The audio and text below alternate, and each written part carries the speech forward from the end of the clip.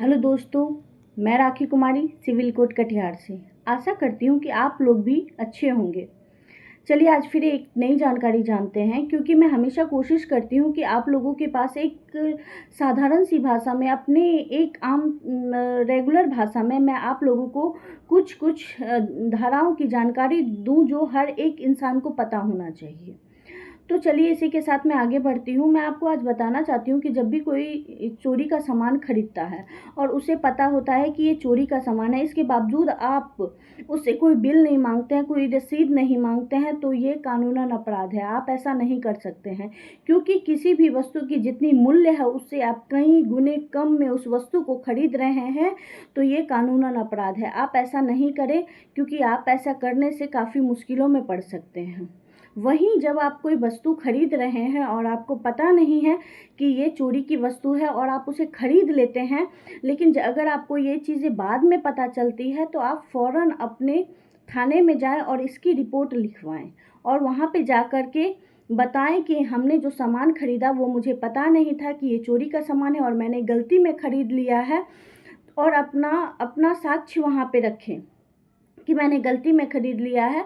तो आपके ऊपर इस स्थिति में कोई कार्यवाही नहीं की जाएगी। वहीं अगर आप जानबूझकर ऐसी गलती करते हैं, किसी भी वस्तु को खरीद लेते हैं और आपको बाद में पता चलता है वो अन्य आदमी आपको बेच करके चला जाता है, तो ऐसी स्थिति में आप बहुत बड़ी मुसीबत में पड़ सकते हैं।